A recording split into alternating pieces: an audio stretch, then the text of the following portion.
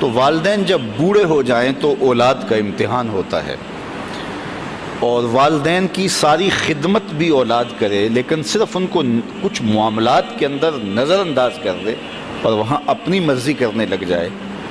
تو والدین کو تکلیف پہنچتی ہے۔ حتیٰ کہ والدین خود چاہتے ہیں کہ ہماری اولاد ہمارا کاروبار سنبھال لے، امور خانہ سنبھال لیں اور بہت ساری چیزیں سنبھال لیں، اور بعض اوقات اولاد اتنی سمجھدار،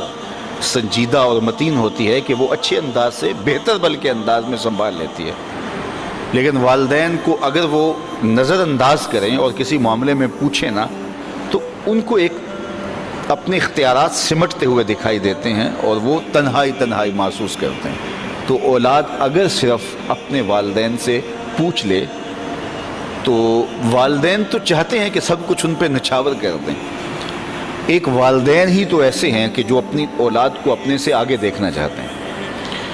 لیکن اولاد اگر نظر انداز کرنے لگے تو یہ رویہ والدین کے لیے اذیت کا، تکلیف کا سبب ہوتا ہے۔ اور اگر اولاد اتنی سرکش ہو جائے کہ اپنے والدین کو دقیانوس سمجھنے لگ جائے، حالات سے بے خبر جاننے لگ جائے تو یہ والدین کے لیے اس سے بھی زیادہ تکلیف کا سبب ہے۔ اور اگر وہ والدین کو مداخلت بھی نہ کرنے دیں تو یہ تکلیف اور زیادہ بڑھ جاتی ہے، اور زیادہ اذیت بڑھ جاتی ہے۔ اللہ کے محبوب کی خدمت میں ایک شخص حاضر ہوا اور اس نے حضور کی بارگاہ میں شکایت کی، اور وہ یہ تھی کہ میرا بیٹا اپنی چیزوں کو جو ہے وہ مجھے ہاتھ نہیں لگانے دیتا۔ تو آقا کریم علیہ السلام نے اسے بلایا اور فرمایا کہ یہ تمہارا باپ کیا کہہ رہا ہے؟ تو اس نے کہا کہ حضور اس کی عمر ایسی ہو گئی ہے تو یہ چیزیں خراب کر دیتا ہے۔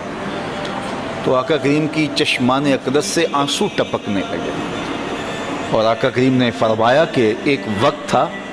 کہ تو اس کی چیزیں خراب کرتا تھا اور اس نے کبھی نہیں تمہیں روکا تھا، یہ دوبارہ وہ چیزیں لا کے تمہیں دیتا تھا۔ تو حضور نے اس وقت ایک تاریخ ساز جملہ ارشاد فرمایا، انتا و مالو کا لابی کا، فرمایا تو بھی، تیرا مال بھی تیرے باپ کا ہے، وہ تیرے مال میں، تیرے معاملات میں جس طرح چاہے تصرف کر سکتا ہے، اللہ نے اس کو اختیار دیا۔ تو ماں باپ کی خدمت یہ سعادت مندی کا راستہ ہے، اور ماں باپ کو نظر انداز کر دینا، ماں باپ کی بے ادبی کرنا، ماں باپ کی توہین کرنا، ماں باپ کو دقیانوس سمجھ لینا، ماں باپ کو کم تر جاننا، ماں باپ کے لیے رویوں میں سختی پیدا کر دینا، بلکہ فرمایا قرآن مجید میں کہ اپنے بازوں کو سکیڑ لو۔ پرندہ جب اڑتا ہے اور اڑان بھرتا ہے تو بازو پھیلاتا ہے اور پھر وہ اڑان بھرتا ہے، اور جب اس نے دوبارہ زمین پہ آنا ہوتا ہے تو بازوؤں کو سمیٹتا چلا جاتا ہے۔ تو بازوؤں کو سمیٹتا ہے تو وہ زمین کی طرف اترتا ہے۔ تو کہا کہ کتنی خوبصورت مثال قرآن نے دی ہے کہ اپنے والدین کے لیے بازوؤں کو سکیڑ لو۔ تم افسر ہو، تم مفتی شہر ہو، تم حاکم شہر ہو، تم بہت بڑے بزنس مین ہو، تم علامۃ الدہر ہو، تم صاحب تحقیق ہو، تم صاحب فتویٰ ہو، تم عقل و بینش کے امام ہو،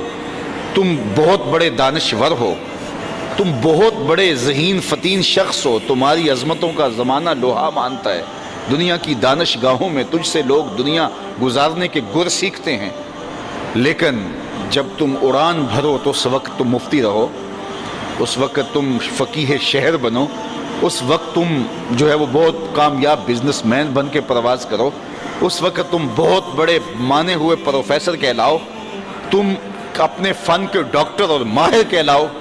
لیکن جب تم واپس اپنے باپ کی چوکھٹ پہ اپنی ماں کی بارگاہ میں آؤ تو بازو سکیڑ لو، اس وقت بیٹے بن کے آؤ۔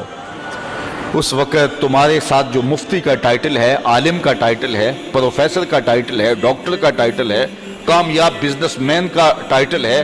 وزیر اور مشیر کا ٹائٹل ہے، وہ اتر جائیں بازو سکیڑ کے، تم ایک بیٹے بن کے ماں کی آغوش، ماں کی خدمت میں اور اس کے حضور اور باپ کے حضور بیٹھو، تو یہ ان کے لیے تسکین کا سبب ہے۔ اور اب جب دوبارہ اڑان بھرو گے تو اللہ تعالیٰ تمہیں اور زیادہ عزتوں سے نوازے گا۔ تو فرمایا کہ اپنے بازوؤں کو سکیڑ لو۔ اللہ اکبر، کتنی خوبصورت بات ارشاد فرمائی، اور فرمایا کہ ان کے سامنے ادب کا لحاظ رکھو، تلقین ادب کی، اف تک نہ کہو۔